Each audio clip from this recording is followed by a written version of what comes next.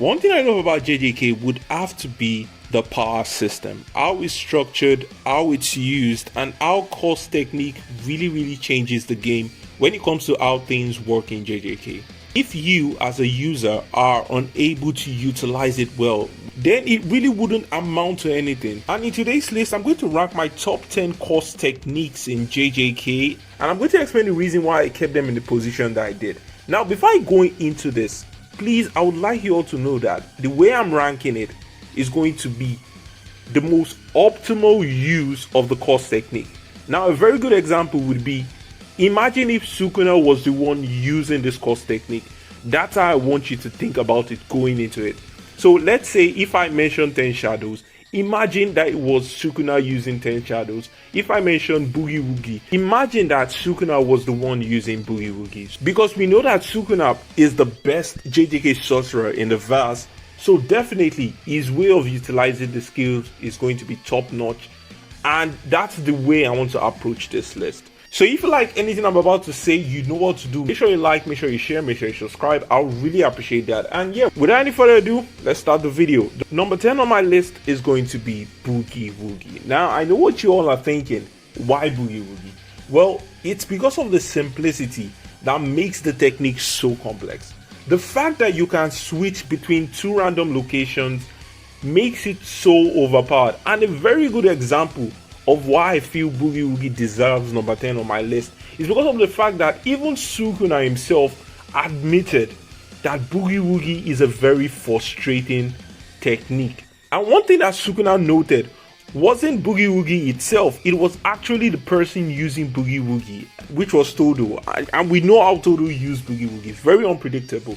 That's the reason why I feel Boogie Woogie is in number 10. And can you imagine someone like Sukuna using such a technique? I'm not going to say that it's stronger than Sukuna's domain expansion, but definitely I could see Sukuna taking this technique to another level where, oh my goodness, like I can't even imagine it. So going to number 9 on our list is going to be, unfortunately, Malevolent Shrine.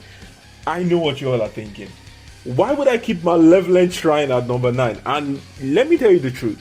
I feel the course technique in of itself is actually very weak. Like, I don't feel it's that strong. I feel the reason why it's so strong and overpowered is definitely because of the fact that it's Sukuna that is using the course technique to start with. Because you have to understand that there are so many things Sukuna is able to do with Malevolent Shrine that I don't think that any other person would be able to do. A very good example would be soul perception. Because Sukuna understands the soul, is literally able to cut someone's soul directly. And you know that once someone's soul has been cut, reverse course technique cannot work on that person. Now, can you imagine a normal sorcerer doing that? So, like, that's the reason why I really place Malevolent Shrine at number 9. Because definitely, we have to really take into consideration that the reason why it's really overpowered is because Sukuna is using it. Anybody else using that technique, I don't really think the person will utilize it the way Sukuna does. And that's the reason why I feel it's number 9 on my list. Now, number 8 is going to be course speech. Now, the reason why I kept this at number 8 is very, it's a bit complicated, because the way I'm looking at it is, this is a very powerful technique, but it also has a lot of limitations. Imagine if Sukuna was the one using it. Like, do you honestly think that he's going to be able to do whatever he wants? He's going to be able to say whatever he wants and everybody will drop dead? Like, a very good example would be, can you tell Gojo to off himself and Gojo would off himself? I don't really think so. I think that he can probably do it for low level sorcerers, and that's the reason why I'm keeping it in number 8, because when I think about it, it's very useful when you're fighting somebody that you know that you're above, you know that your course technique mastery is above the person. So definitely you can use course speech on the person and probably that person will be able to do whatever you want him to do. But can you imagine Sukuna using it on Gojo? I don't think that would be very effective. And imagine how that would be. Now there is a very good conversation to be had that, what about the domain expansion? Now we haven't seen anything in relation to the domain expansion when it comes to course speech, so that can be another different ball game. Maybe it's a kind of scenario where if you're in the domain expansion, then you have no option but to do whatever the person says, and if that's the case, then this should be number 1. But since we really don't have enough information, that's the reason why I kept it in number 8. Now, going to number 7 is going to be Yuta's copy. Now, I know what you guys are talking about. You're saying, how am I putting Yuta's copy at number 7? That doesn't make sense. But hear me out. Now, the reason why Yuta's copy to me is so overpowered is because he has Rika. And because he has Rika, he's able to alternate between different courses that he has copied, making it very easy for him to utilize it in battles. But here is the thing. If Yuta is really facing a powerful opponent, if Yuta is facing an opponent that knows what he's doing, I would think that the first thing the opponent would do would be to attack Rika. Why? Because once you're able to take out Rika, you are definitely going to nerf Yuta significantly. And that's the reason. I feel that the reason why Yuta isn't high up on my list is because if you are smart enough and if you know enough about Jujutsu, definitely you would aim at Rika in order to cripple Yuta. Now, I'm not going to say that that's going to be a very easy feat to do, but it's going to be something that is an option. And if it's a battle where the person has planned ahead, I feel that it's very easy to somewhat take out Rika. And the truth is, if you are able to take out Rika or you are temporarily able to immobilize her, then I feel that it's going to be very easy for you to take Yuta down.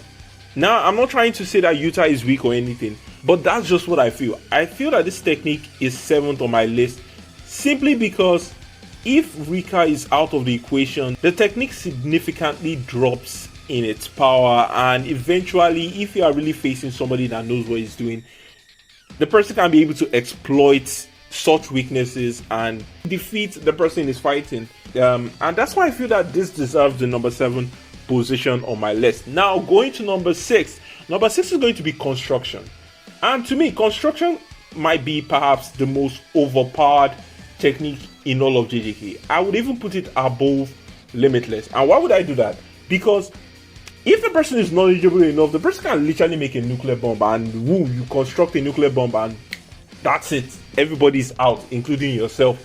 But essentially, what am I trying to say? The reason why it really isn't high up on my list is because there are a lot of limitations to what you can actually create. Now, I'm thinking about the technique in Sukuna's hand. I still feel that even though Sukuna has a lot of cost energy, I don't think that Sukuna would be able to create anything he wants at any time without sacrificing his life. And that's why I feel that this technique really slacks up, because definitely there is a cap to the amount of things you can create. And if that's the case, I feel that this kind of thing is easily exploitable, because definitely if you're fighting somebody that knows what he's doing, like Gojo or Sukuna, trust me, the person will be able to come up with contingency plans and strategy in order to get the inevitable win. So definitely I feel construction technique is very strong, but I feel that it being in number 6 is completely justified. Number 5 on my list will definitely have to be Horse Spirit Manipulation. Now, I feel that this technique is so overpowered because of the numerous courses we have in JJK. Like, I'm telling you that a new course can just come that will be very overpowered, and you can just imagine you defeating the course and you being able to use such technique. A good example was what Kenjaku did to Mahito. He was able to defeat Mahito and he literally was able to use Transfiguration, and can you imagine how powerful that was? So I feel that this is a very, very good and optimal technique, because the ability for you to use multiple course techniques through the use of Horse Spirit Manipulation, I feel is very, very powerful. And imagine if it was someone like Sukuna using it. You can only imagine the amount of Horse Spirit that Sukuna would have met, and Sukuna would have definitely stockpiled. And if that is the case, whoa, that would have definitely been a different story if it was Sukuna with Horse Spirit Manipulation fighting Gojo. Like, can you even imagine that? You know what? I think I'm going to do a video on that. Sukuna with the Horse Spirit Manipulation fighting Gojo's Limitless. Comment down in the comment section, what do you think about that video I did? Do you think that would make sense? So yeah, going to our number 4 on our list, that has to be 10 Shadows. Now, I understand what a lot of people are saying. Why is 10 Shadows in number 4 instead of it to be in number 2 or number 1? Why? To me, I feel that there are a lot of more powerful course techniques. And a very good example of why it's in number 4 is because definitely Maharaga is there. But then again, you have to understand that if you know the technique, or probably if you are smart enough, you would definitely know how to handle it. Like, a good example of the limit of 10 shadows would be when Sukuna first fought Mahoraga. Because let's be honest with ourselves, the most important thing in the old 10 shadows arsenal would have to be Mahoraga. Nobody can tell me otherwise. If you were to bring the first to 9 shadows against someone like Sukuna, that wouldn't really go anywhere. So definitely you would want to use someone like Mahoraga. And you can see with someone like Sukuna that knew not about Jujutsu as a whole, was able to decipher what Mahoraga's whole ability and toolkit was literally all about. And that way, I'm just thinking about it in that kind of scenario, then if you're a competent enough sorcerer, definitely you'll be able to decipher what Mahoraga can do. And to me, I feel like that's like a limit that is really stopping the 10 shadows technique from actually being as powerful as it should be, and actually being at like the first or second position on my list. Now, the person that is taking the number 3 position on my list would definitely have to be Transfiguration.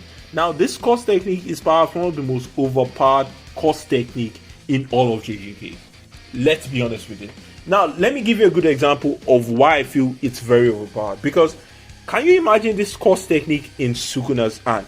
This is the Sukuna that can perceive people's soul. Or can you imagine this course technique in Gojo's hand? This is Gojo, with the help of 6 eyes, can also perceive people's soul. If Sukuna or Gojo were to have this course technique, I feel no one would be able to stop them. Because once you're inside Sukuna's domain expansion, if he has Ideal Transfiguration, I feel that's over. You cannot win. Because this is a Sukuna that would definitely have an open domain expansion. And how do you even want to do it? And again, this is a Sukuna that even if you are able to protect your soul, because of the fact that Sukuna knows so much about the soul, I feel that wouldn't really even do anything. Because Sukuna would definitely attack you, and most of its attack wouldn't even be on the physical level. It would be on the soul level, making it virtually impossible for you to even use reverse course technique. Seriously, this should even be number 1 on my list now that I'm thinking about it, because this is so overpowered that it's not even funny. The fact that once you take an injury with this course technique, you cannot heal from it.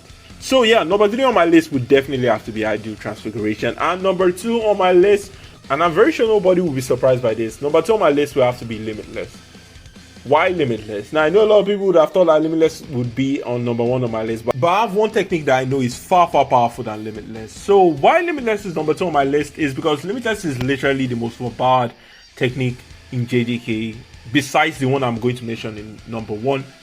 The fact that you can't touch Satoru Gojo, the fact that with the help of 6 eyes he's able to create infinity, the fact that his domain expansion is literally a 1-hit kill, the fact that Limitless literally exists makes Gojo a menace.